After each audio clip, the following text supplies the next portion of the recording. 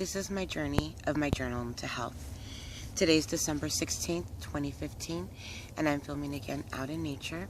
I went ahead and did a walk, and I am again fighting the light like I always do.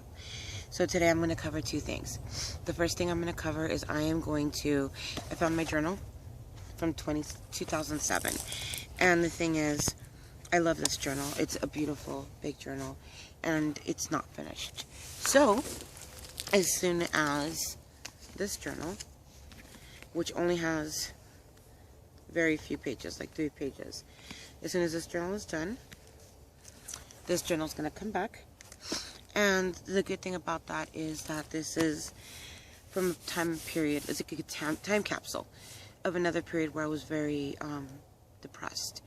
So it's very interesting because Andrew Solomon talks about depression, and he says that he doesn't really talk about it or admit that he has depression until afterwards. So this for me is my coming out, my acceptance of what I have, and also my declaration that this is no longer a condition that I have, because these videos are helping me overcome it. It's a practice in forcing myself to maintain some sort of structure. This is something that me and my boyfriend keep fighting about, which is not having our time structured. And it's affecting me. So by recording this, it forces me to create a schedule to be consistent day after day and do this and not stop. You know, the editing's not going to stop just because I haven't edited. Doesn't mean I don't film.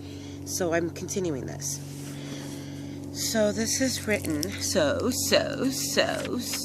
I know I'm silly. I don't have a date for this specifically. If I go back to the last date that I wrote in here, and I don't think it's that same date. I think it's March of 2007. Not specific on which day it is, but I know it's March. Session 2, question 1. This must have been a session from my therapist. Identify your biggest problem or source of negativity in life today. In what ways are you responsible for the situation? Yay! And I wrote, idea, take a bleep on his offer. Hang out and have drinks with him. What will he think? Do you care? Bleep was a manager of mine at the time that I was having a huge problem with. I am a source of my negativity today. I am cynical and I do not believe in myself. So many people are very supportive of me, but at the same time very critical of what I do. That upsets me and I'm angry and bitter. I need to let that go. I am solely responsible for my reaction to the situation. Life is never fair, so make it fair. Take its lumps and its punches and work with it. So is bleep the one for me? Bleep flirts with me and drives me mad. So that is the source of sexual exhilaration. I need to beat, bleep, coworker, ass off.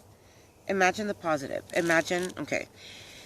So I'm imagining, you know, my outfit and chill out at Starbucks, writing and plotting my happy day. Hair and outfit flawless. I became flawless.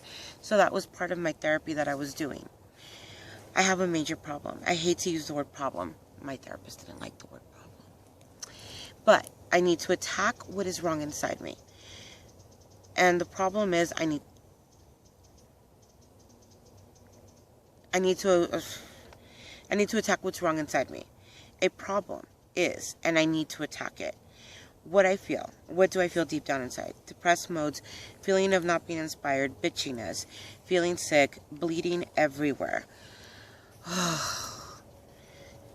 I'm going to call this the blood period.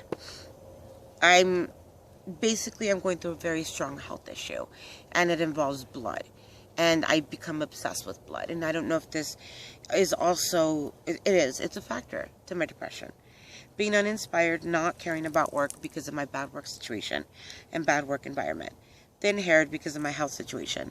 Not giving a bleep, negativity, hatefulness, being gossipy. I was very angry at this time, and a lot of bad things were happening, and a lot of people were talking about me, so I was talking about them, and I was going right back hard on them.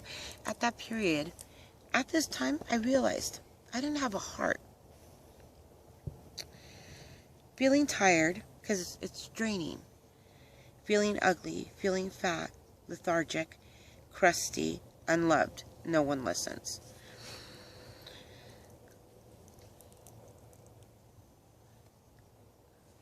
Okay, I've embraced all the negativeness about my emotions. I'm angry.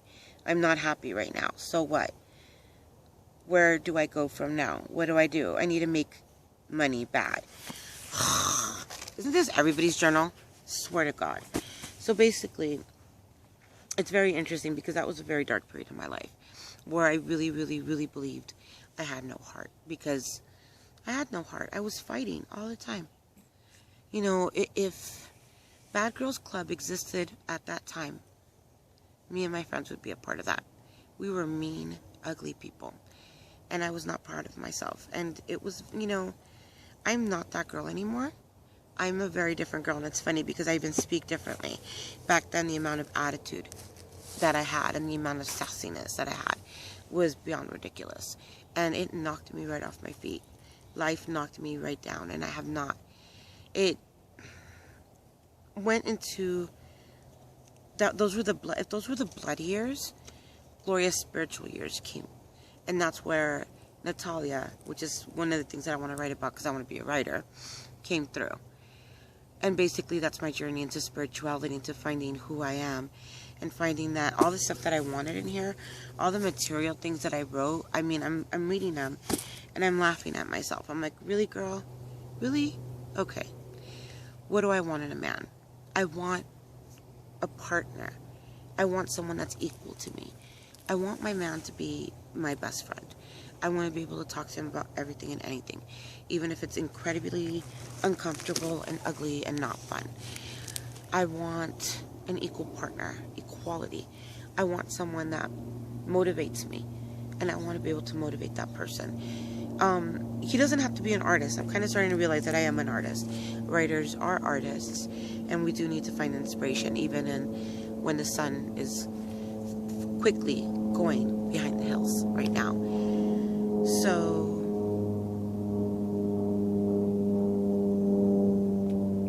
that's what I want in a man. I want to be in a relationship. I'm going to manifest a relationship where children and homesteading and me being a domestic goddess is going to become. This is something I've always liked, and it's really weird because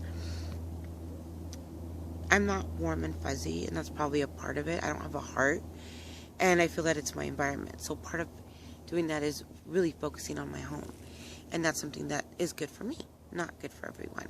So with that, I'm more comfortable now, huh? I'm just trying to stay above water, you know? Just stay busy, stay working. Puff told me, like, the key to this joint, the key to staying on top of things, is to treat everything like it's your first project. You know what I'm saying?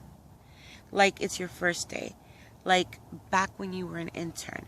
Like that's how you treat things. Like just stay hungry. This is again by my favorite poet, Jay-Z, my first song. Thank you.